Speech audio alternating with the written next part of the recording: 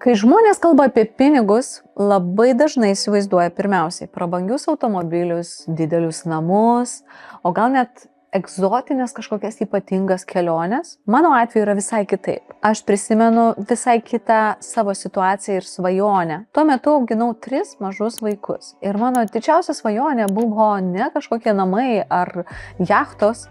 Ji buvo labai paprasta. Tam, kad visiems 3 vaikams vienu metu, tą pačią dieną arba bent jau tą patį mėnesį, aš galėčiau nusipirkti gerus kokybiškus batus. Keisčiausia tai, kad tuo metu aš tikrai neuždirbau per mažai. Turėjau gerą darbą, karjerą, mano pajamos tikrai buvo didesnės nei vidutinės, tačiau to finansinio saugumo jausmo, ramybės tame tikrai nebuvo. Reikėjo skaičiuoti, reikėjo rinktis ir kažkur viduje buvo tas jausmas pasislėpęs, kad dar ne dabar, dar palauk, dar pataupyk. Ir dabar jau suprantu, kodėl tai buvo. Tai yra didžiulis, gilus vidinis darbas. Ilgą laiką man atrodė, kad atsakymas labai paprastas. Reikia kuo daugiau uždirbti. Viskas. Galvojau, kad jeigu uždirbsiu daugiau, bus daugiau, aišku, ramybės, gyvenimo komfortas ir viskas išsispręs. Jei bus daugiau pajamų, bus daugiau ir laisvės. Jei finansai paaugs, tada pagaliau galėsiu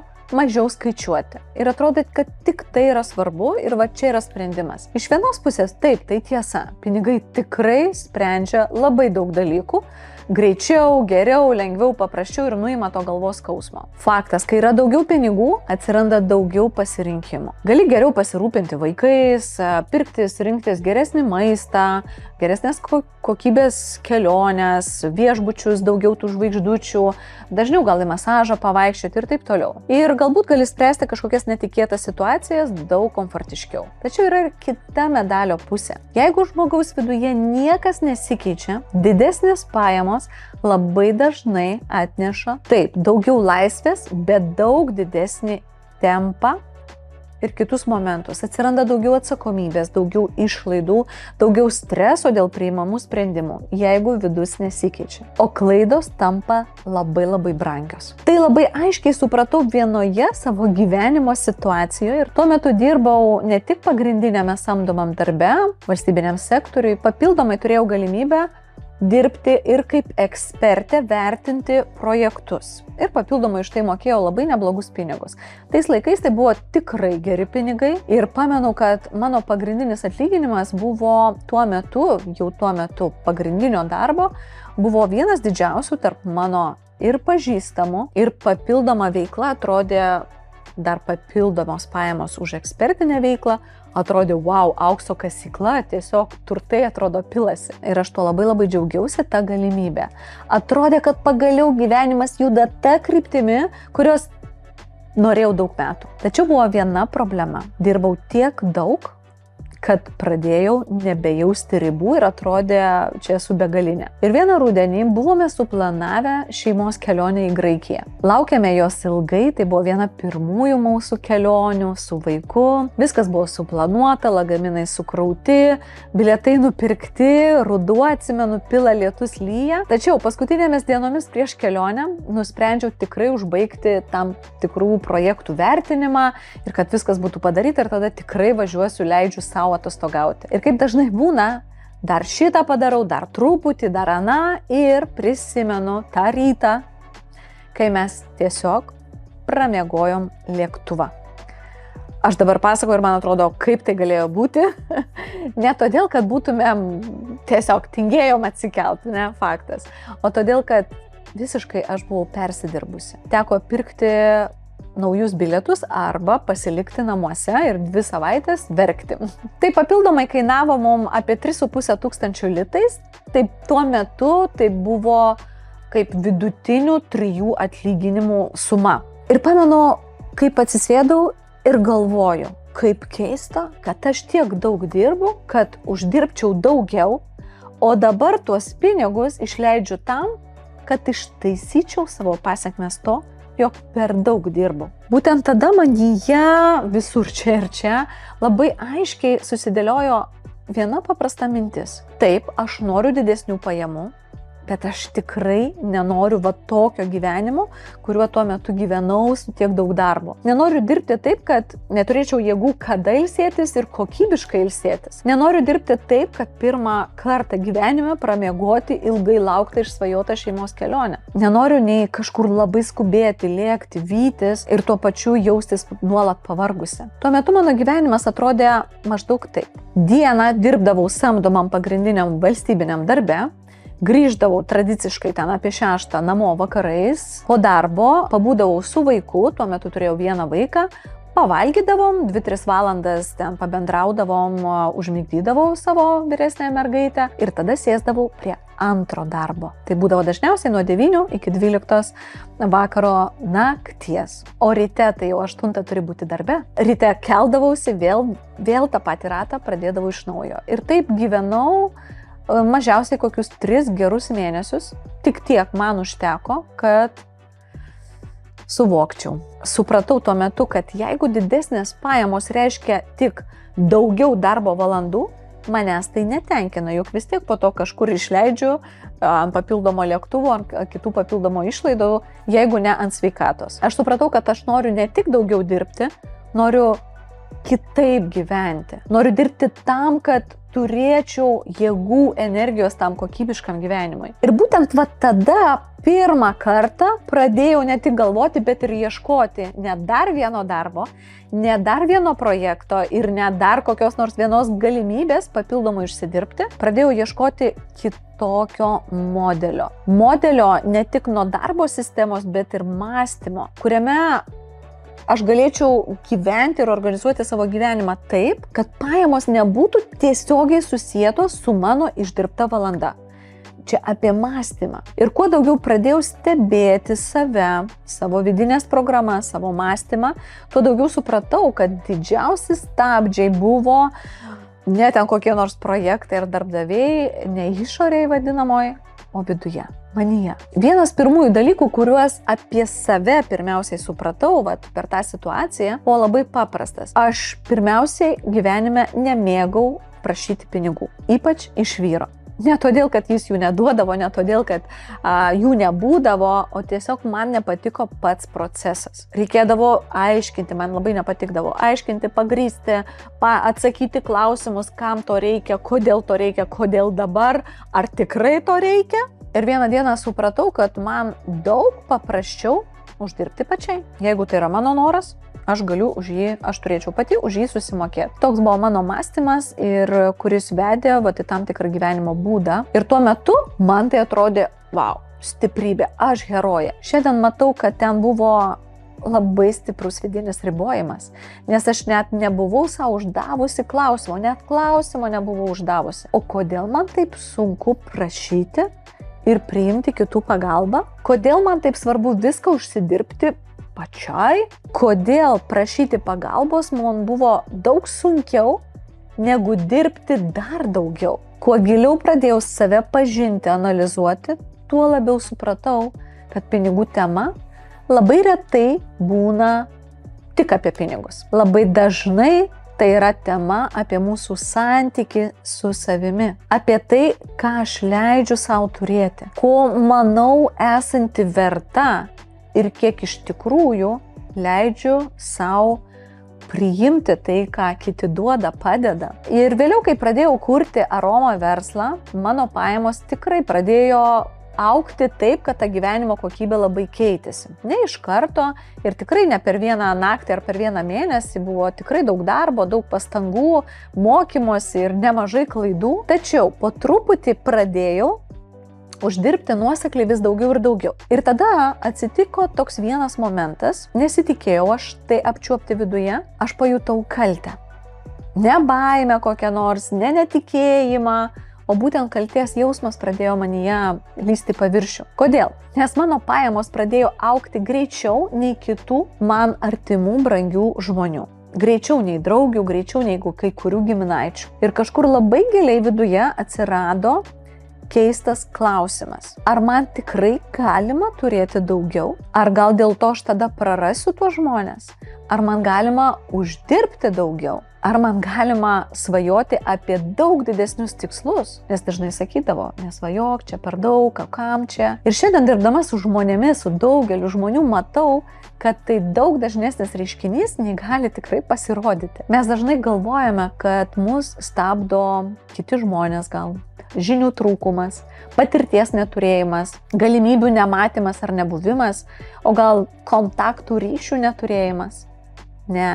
Dažnai, labai dažnai žmogus stabdo tai, ko jis pats nepastebi. Vidinis leidimas. Ir čia labai svarbu stabtelti, paanalizuoti save, apie ką tai mano. Tie vidiniai stabdžiai, vienas iš jų, pavyzdžiui, gali būti, aš neleidžiu savo būti sėkmingesne, aš neleidžiu savo gyventi geriau, aš neleidžiu savo tiesiog turėti daugiau. Ir pamenu vieną savo praktiką, meditaciją, kurios metu labai aiškiai, kaip dabar atsimenu, pamačiau tokį vaizdinį, atrodė, lyg būčiau su tokiom didžiuliam grandinėm pririšta tarsi prie žemės. Tos grandinės nebuvo nei kažkokie tai žmonės, nei aplinkybės, tai buvo mano pačios įsitikinimai, mano pačios mąstymo ribos ir mano pačios mintis apie tai, kiek galima, o kiek iš tikrųjų negalima. Ir tų negalima buvo labai daug. Labai aiškiai tada pafiksavau momentą, kad finansinės tos lubos, kai pinigai ateina arba pinigai ir išeina, tai nėra apie skaičius banko sąskaitoj. Tai dažniausiai yra apie mūsų vidinį jausmą, vidinę būseną ir apie santykį su savimi. Per daugiau nei 10 metų versle sutikau tūkstančius moterų, labai skirtingų, iš skirtingų miestų, šalių, kultūrų, skirtingų profesijų ir skirtingo amžiaus. Tikrai pastebėjau taip ryškiai labai tokį vieną stiprų dėsningumą. Jeigu atvirai, aš beveik nesutikau moterų, kurios tikrai nebuvo vertos didesnių pajamų, negu jos turėjo. Bet sutikau ir labai daug moterų, kurios pačios savo neleido jų turėti. Taip žiūrint iš šono, tos moteris ir iš šono ir gerai jas pažįstant, jos tikrai ir protingos, ir darbščios, labai atsakingos, moka pasirūpinti visais aplinkui, kuo puikiausiai, bet dėja nemoka pasirūpinti savimi. Tai atrodo visuomeniai labai teisingai, todėl kad jos yra geros mamos, rūpinasi vaikais, rūpinasi paskui vyru, paskui namais, tėvais dar, ar ne, dar kam nors. Ir jeigu kažkas lieka, tik tada rūpinasi savimi. Ir tai praeina metai, dešimtmečiai ir galbūt net visas gyvenimas. Ir kas liūdniausia, kad pati moteris net nepastebi, kaip pati savo šitom rankytėm įstato į tam tikras labai stiprias ribas. Ne todėl, kad negalėtų daugiau uždirbti ar sutaupyti, sukaupti, o todėl, kad priprato kukliai, save paskutiniai vietoj, visa kita svarbiau, bet tik ne aš. Priprato moteris savo norus nukelti kada nors, kai vaikai užaugs ir taip toliau. Priprato būti paskutiniai vietoj, paprastai kalbant. Ir tapo tai norma, galvoje tapo norma. Ir ateina įdomus momentas, kada žmogus sako, taip, aš noriu daugiau pajamų. Bet kai paklausi, kam, atsakymo dažnai nėra. Arba jis labai toksai paviršutiniškas, nes didesni pinigai savaime, jie nieko nekeičia ir nesprendžia. Pinigai tik sustiprina tai, kas jau yra mūsų viduje. Jeigu žmogus neturi pinigų ir niekaip negali išeiti į didesnės pajamas, už to, kaip sakau, dievulio yra didesnis planas. Nes dažnai, jeigu žmogus iš vidaus nėra pasiruošęs dvasinę prasme, dėkingumo, vertybinę prasme daug didesniem pinigam, geriau, kad tie pinigai net neateitų, nes jie tiesiog sugadins dar labiau žmogų iš vidaus. Kad ir kaip norėdama padėti uždirbti moteriams daugiau, šiandien, kai moteris ateina manęs ir klausia, kaip padidinti pajamas, nes tai yra mano tiesioginis darbas, tiesioginė užduotis, aš pradedu nuo 3 klausimų. Galit užsirašyti ir pasižymėti ir tikiu, kad bent vienas tikrai pravers. Pirmas klausimas yra tas, ar tu iš tikrųjų to nori? Kaip stipriai? Ne teoriškai, ne todėl, kad gražiai skamba, ar noriu dar vienų batelių ar suknelių, o iš tikrųjų viduje. Kam tau to reikia? Antras klausimas. Ką tu su tuo darysi? Jeigu nėra sąrašo, kur tie pinigai ir kam jie skirti, tai tikrai neveiks. Jeigu tiksliau, tai tas antras klausimas, ką tavo gyvenime pakeis didesnės pajamos. Kokią galbūt laisvę jos sukurs, kokias naujas galimybės atvers tau, tavo šeimai ar tavo aplinkai. Ir trečias klausimas, labai svarbus. Kiek iš tikrųjų esi pasiruošusi dėl to pasikeisti pati.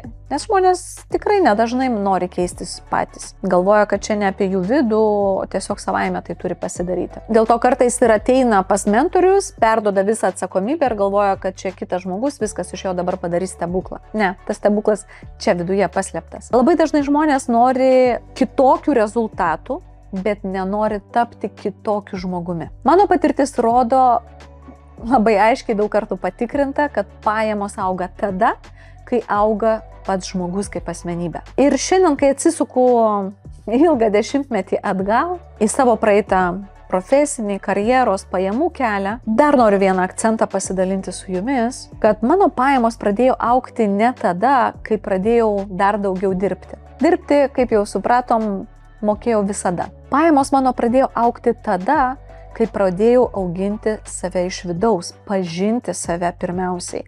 Pradėjau keisti mąstymą, pradėjau stebėti ir koreguoti savo priimamus sprendimus. Kai prisėmiau atsakomybę visišką, kad viskas priklauso tik nuo manęs. Ir įdomiausia tai, kad mano finansinis augimas prasidėjo ne tiesiog skaičiai kilo. Ir tada, kai buvo viskas labai gerai ir supratau tą, ne, tai buvo nuo dugno, nuo kritimo tokio bumt, aiškaus suvokimo. Tada būtent ir nusprendžiau kurti savo verslą su visiška atsakomybė, su visišku 100% įsitraukimu. Ir kai priėmiau tą sprendimą, man buvo visai nebaisu, kad pajamos ir mano gyvenimo lygis, kuriam laikui aš esu pasiruošusi jį sumažinti pajamų lygio, nepriklausyti nuo kažkokios materialinės gerovės, o aš priėmiau atsakomybę ir sumažinau savo pragyvenimo lygį dvigubai, kai priėmiau sprendimą, kad aš ateinantį 10-20 metų noriu tikrai gyventi kitaip. Jau tuo metu su 3 vaikais per pusę sumažinti savo pajamas ir pradėti verslą nuo nulio, neturint tame patirties, atrodė tikrai rizikinga, bet tai rodė pasiruošimą, pasiryžimą pradėti naują etapą. Ir tai nebuvo žingsnis atgal.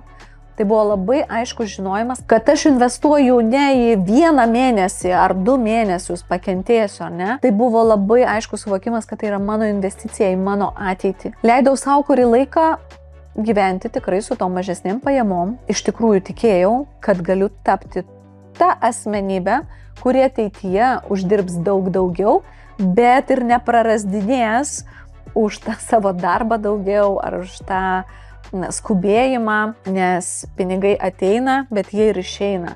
Ir koks likutis lieka pas mus, tai rodo mūsų darbo su savim, mūsų mąstysenos tam tikrus elementus. Žinoma, kiekvienas naujas pajamų lygis per savo ilgą kelią reikalavo vis naujos manęs. Kai uždirbi 1000, 2, 3, 5 ir 10, tikrai tai yra skirtingas mąstymas, skirtingos asmenybės. Ta asmenybė buvo kelių sluoksnių.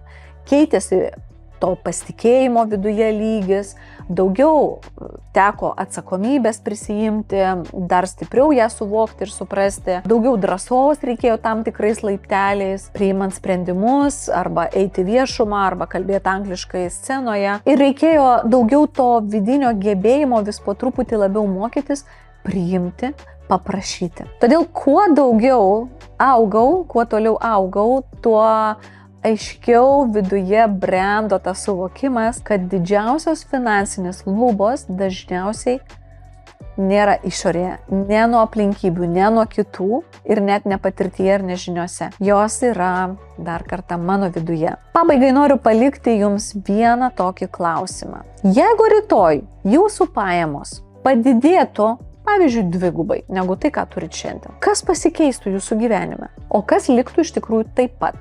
Kokios mintis atsirastų naujos, kokios kiltų baimės, kokie pasirodytų vidiniai, negalima, per daug, ar ne, čia ne man. Ką dar naujo atrastumėt savyje, jeigu jau rytoj pajamos jūsų būtų 2? Labai dažnai būtent ten ir slepiasi mūsų, tuose atsakymuose, mūsų tikros finansinės lubos ir priežastis, kodėl mes pinigų arba prarandame, arba per mažai uždirbame. Kitame vaizdo įraše pakviesiu jūs į atskirą praktiką, būtinai ieškokite, jinai vadinasi finansinio potencialo atvirimas. Ten pakalbėsiu, pravesiu tikrą pratimą, praktiką, kuris padės ne tik suvokti iš čia, bet atlaisvinti kūne tam tikrus stabdžius, momentus, kad ne tik čia suprastumėm naujus dalykus, o pradėtumėm nuo kūno pajautimo, nuo būsenos, nuo emocijos, ką reiškia jaustis turtingu, ką reiškia jaustis, kai aš galiu, ką reiškia jaustis komfortiškai, patogiai, kai aš prašau ir ką reiškia jaustis, kai pinigus didesnius ir uždirbate, arba dovanų gaunate, arba priimate iš kitų ir būtinai juos išlaikote. O dabar spauskite like, prenumeruokite būtinai mano kanalą ir labai kviečiu, pakomentuokite ties šiuo video, kokios emocijos, kokios mintis jums kilo klausantis šio video. Ačiū, kad žiūrėjote, pasimatysime kituose video.